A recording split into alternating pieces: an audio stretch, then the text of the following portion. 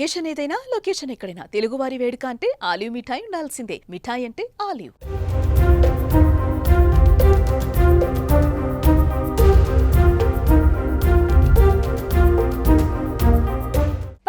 ఉగ్ర దాడికి భారత్ ప్రతీకార చర్యలను ప్రారంభించింది. ఆపరేషన్ సింధూర్ పేరుతో ఉగ్ర స్థావరాలపై మెరుపు దాడులు చేపట్టింది. ఈ చర్యపై యావత్ భారత్ హర్షాతిరేకలను వ్యక్తం చేస్తోంది. దాయాదిని ఏమార్చి అత్యంత పకడ్బందీగా దాడుల ప్రణాళికలను భారత్ అమలు చేస్తోంది. ఇక మరోవైపు ప్రధాని మోదీ వ్యూహాలు కీలకంగా నిలిచాయి. బాలాకోట్ దాడులకు ముందు కూడా ఇలాంటి వ్యూహాలతోనే ప్రధాని అమలు చేసిన సంగతి తెలిసిందే. దాడులకు ముందు ప్రశాంతమైన ప్రవర్తనతో దాయాదిని మరోసారి ఏమార్చి దాడి చేశారు. భారత్ దాడులతో పాకిస్తాన్ షాక్ కి గురవటం తప్పలేదు. ఇక ఇదిలా ఉంటే ఇండియన్ ఆర్మీ మరో కీలక ప్రకటన చేసింది. ఆపరేషన్ సింధూర్ పేరుతో పాకిస్తాన్ పనిపట్టిన భారత్ మరో ఆపరేషన్ కు సిద్ధమైంది. ఆపరేషన్ సింధూర్ 2 కూడా రెడీగా ఉన్నట్లు ఇండియన్ ఆర్మీ ప్రకటించింది.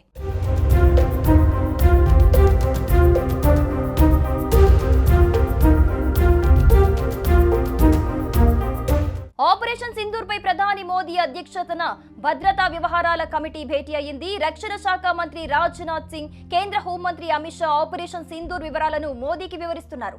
అంతకు ముందు ఢిల్లీలోని సౌత్ బ్లాక్ లో డిఫెన్స్ చీఫ్ అనిల్ చౌహాన్ తో రాజ్నాథ్ సింగ్ భేటీ అయ్యారు. ఆపరేషన్ సింధూర్ వివరాలను అడిగి తెలుసుకున్నారు. అనంతరం మోదీతో సమావేశమై ఆపరేషన్ సింధూర్ వివరాలను వివరించారు. పాక్ పీఓకేలోని 9 ఉగ్ర స్థావరాలపై దాడులు చేశామని ఇండియన్ ఆర్మీ వెల్లడించింది. అర్ధరాత్రి 1:05 నుండి 1:30 వరకు దాడులు జరిగాయని చెప్పింది. సామాన్య ప్రజలకు నష్టం జరగకుండా ఉగ్ర స్థావరాలను టార్గెట్ చేశామని వెల్లడించింది. ఖచ్చితమైన ఇంటెలిజెన్స్ సమాచారంతోనే దాడులు చేశామని చెప్పింది. ఏ క్షణమైనా పాక్ దాడి చేసే అవకాశం ఉందని తెలిపింది. ఆపరేషన్ సింధూర్ పేరుతో భారత సైన్యం ఇండియా పాక్ సరిహద్దులోని 9 ఉగ్ర స్థావరాలను లక్ష్యంగా చేసుకుని మిసైల్ దాడులు చేసింది. ఈ దాడుల్లో 100 మందికి పైగా టెర్రరిస్టులు మృతి చెందినట్లు సమాచారం. ఇండియా దాడిని అటు పాకిస్తాన్ కూడా ధృవీకరించింది. ఇండియాకు ఏ క్షణంలోనైనా బుద్ధి చెబుతాం, ప్రతీకార దాడి చేస్తామని హెచ్చరించింది.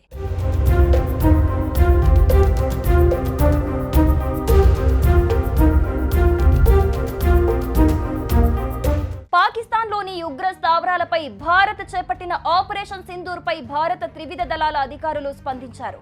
మీడియాతో మాట్లాడుతూ గతంలో పార్లమెంటుపై దాడి నుంచి తాజాగా జరిగిన పహల్గాం దాడి వరకు మొత్తం 350 మంది పౌరులు మృతి చెందారని చెప్పారు. అలాగే 600 మందికి పైగా సైనికులు మృతి చెందారన్నారు. ఇకపై ఇలాంటివి జరగకుండా ఉండేందుకు ఆపరేషన్ సింధూర్ చేపట్టినట్టు తెలిపారు. పహల్గాంలో పౌరులను విచక్షణారహితంగా కాల్చి చంపారని, ఈ దాడిలో 25 మంది భారతీయ పౌరులు, ఒక నేపాలీ మృతి చెందారని చెప్పారు. పహల్గాం దాడి అత్యంత హేయమైనదని తెలిపారు.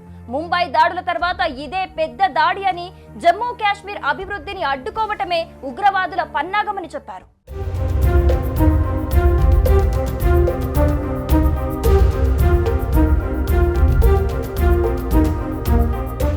సుమన్ టీవీలో మీ పర్సనల్ అండ్ బిజినెస్ ప్రమోషన్స్ కోసం కింది నెంబర్కి కాంటాక్ట్ చేయండి.